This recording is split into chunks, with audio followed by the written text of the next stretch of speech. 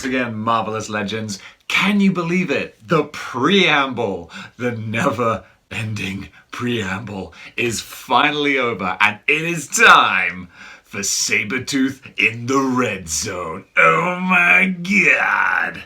This is where it all goes down. So without further ado, let's crack on with it. When we last left Sabretooth, he was escaping through the X-Mansion, and we pick up with him in the tunnels that lead from Westchester into the heart of New York. And Sabretooth is making his escape. He's running through the sewer. And who's the first X-Man on his trail? Of course, the mutant tracker himself, Caliban. Now, Caliban has a beef with Sabretooth that goes right back to the Morlock Massacre. This was when Mr. Sinister employed Sabretooth and the Marauders to essentially go into the Morlock tunnels and wipe them out. And this was one of the most infamous, bloody storylines that the X-Men had ever encountered. So Caliban, at the time, was this weak, frail, fragile mutant who, witnessed this atrocity that took place.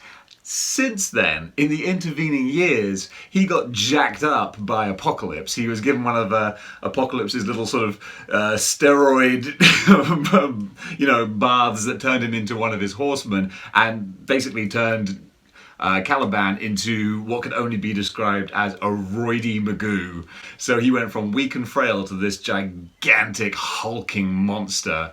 And unfortunately, the only byproduct of that was that what he gained in size, he lost in mental proclivities and mental acumen. So while he was big and strong, he was also pretty dumb.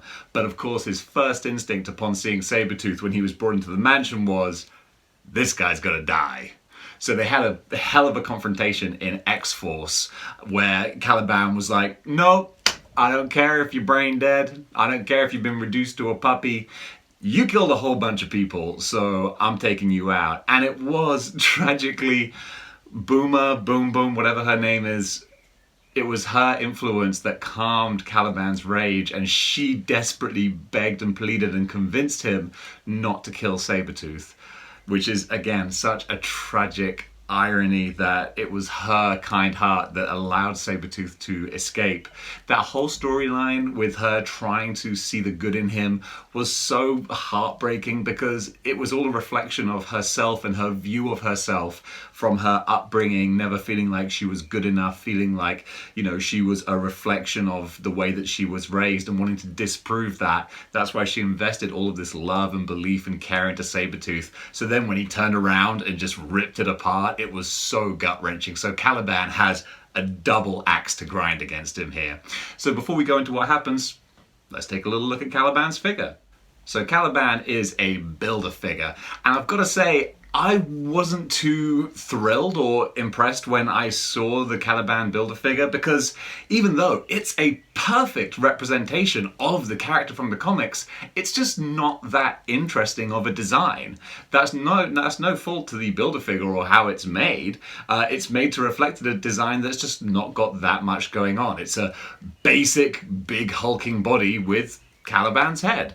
So there's not a huge amount to really say for it. It articulates great, the sculpt is great. I think this is more a figure that's going to be fantastic for customizers, because now you've got this hulking body that is very bereft of detail. So people with a bit of skill and imagination can turn this Build-A-Figure buck into just about anything.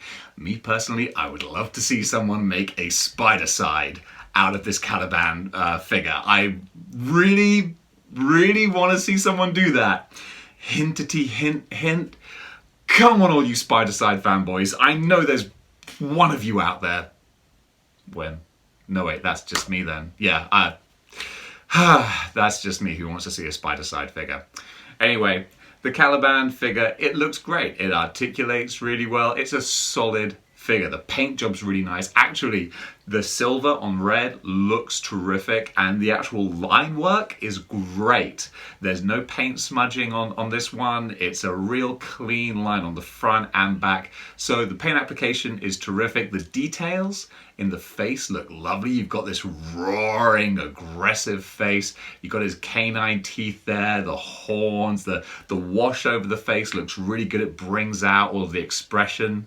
So I feel they've really done a great job of capturing Caliban's face and his features here. And on top of the body, it looks sweet. Unfortunately, for me personally, he's a character that I'm not that familiar with. So he's not someone who I would buy an entire wave to collect.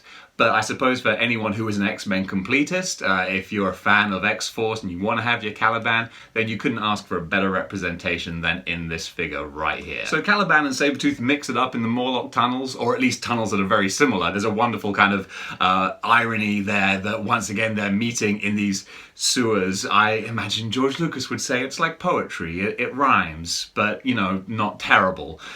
So they have a little bit of a fight, but it's fairly short-lived. Caliban, not being the smartest in the world, is outfoxed by Sabretooth, who manages to electrocute him, you know, dropping a cable in the water, which takes Caliban out of the picture. So now we're down to the real fight, which is Sabretooth and the original 5 X-Men.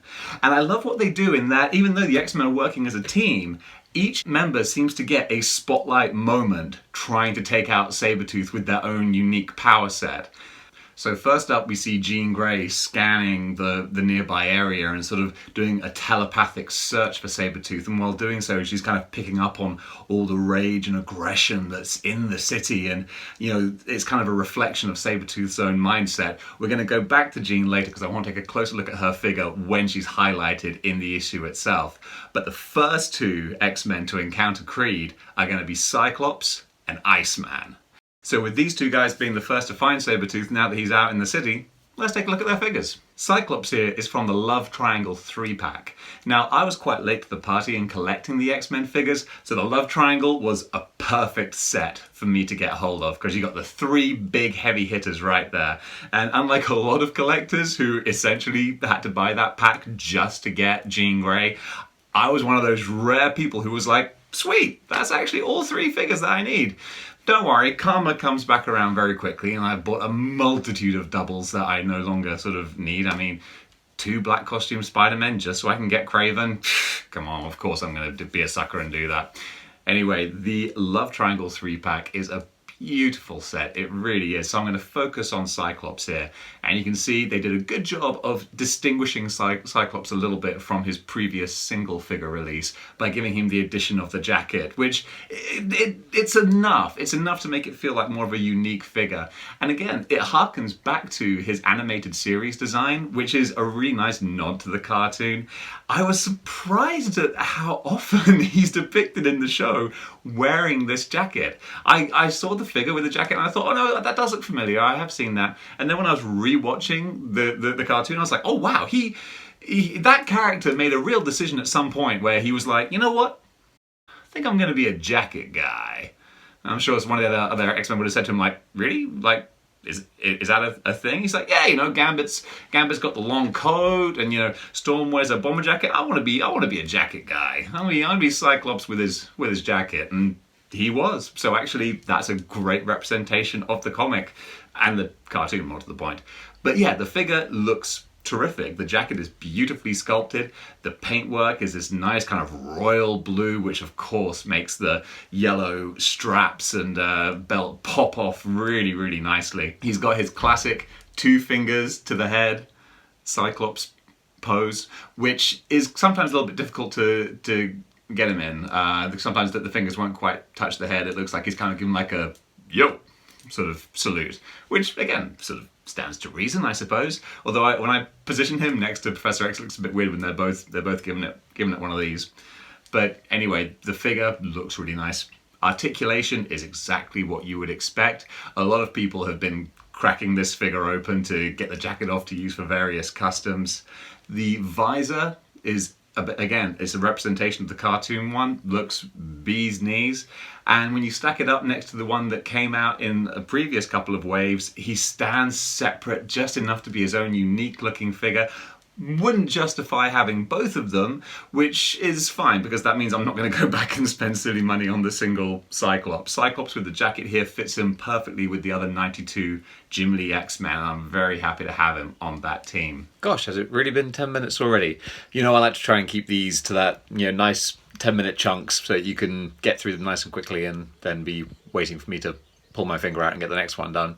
But I'm going to try and keep a semi-regular schedule. It's not like I'm doing much else. Well, I'm waiting for my Age of Apocalypse wave to arrive, which is still taking some time. But I can't complain. Actually, no, I can complain. Yeah. Come on, Comics and Cocktails. Where the hell is my Age of Apocalypse wave? Anyway, I'm going to try and get the next episode out as quick as I can. So, guys, like, share, and subscribe. Let me know what you think of this one. And stay tuned, because coming up, we've got a whole bunch more figures to add.